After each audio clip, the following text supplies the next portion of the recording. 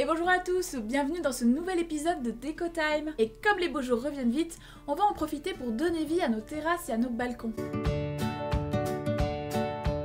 Alors ce qu'il y a de bien avec les extérieurs, c'est qu'au beau jour, ils agrandissent notre maison. Qui n'a jamais pris plaisir à prendre son petit déjeuner en terrasse ou de se prélasser avec un bon bouquin au soleil? Le problème c'est que parfois ces extérieurs, on a du mal à les rendre agréables et chaleureux. Et aussi c'est un petit investissement, il faut aussi avoir le budget, bref, pas de panique, j'ai les astuces pour vous.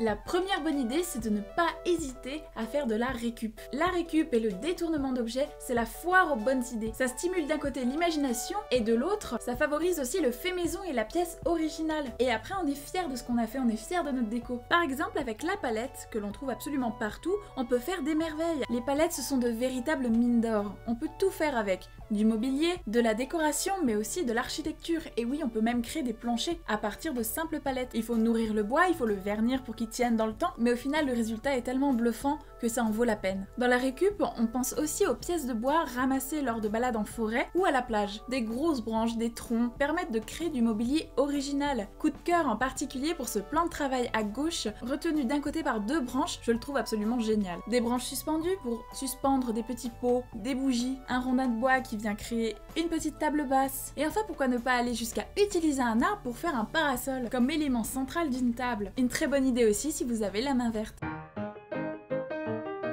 La deuxième bonne idée, c'est de venir parsemer de petites touches de couleurs. Alors ça peut être par le mobilier, des chaises de jardin, un ensemble de tables ou de chaises, mais également aussi par les petits accessoires, des lampions, photophores, petits bibelots. C'est important d'utiliser la couleur en touche pour qu'elle vienne ressortir. La couleur, on peut aussi l'apporter par divers tissus et textiles. Un extérieur douillet se doit d'avoir aussi quelques coussins et quelques plaids. Attention aussi à les accorder entre elles et à ne pas en abuser. Alors quand je parlais de récup, regardez aussi la photo du haut. Ici, on a fait des cache-pots avec de simples parpaings récupérés lors de chantier par exemple. Enfin, la couleur passe aussi par le végétal. Un balcon, une terrasse, un jardin se doit d'avoir un minimum de végétation. Celle-ci peut être entièrement verte, vous n'êtes pas obligé de parsemer de fleurs si vous n'aimez pas ça. Et si vous aimez vraiment les fleurs, alors là, allez-y, mélangez tous les tons que vous voulez.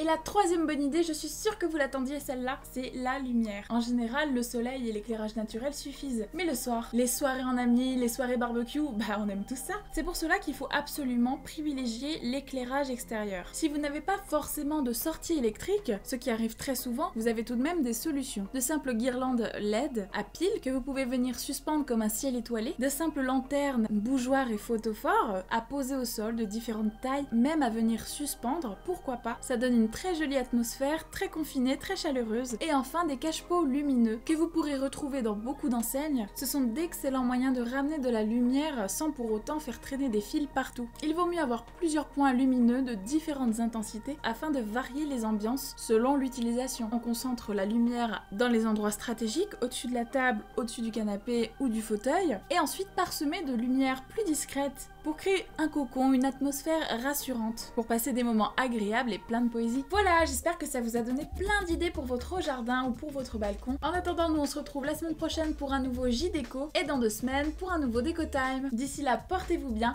et à très bientôt.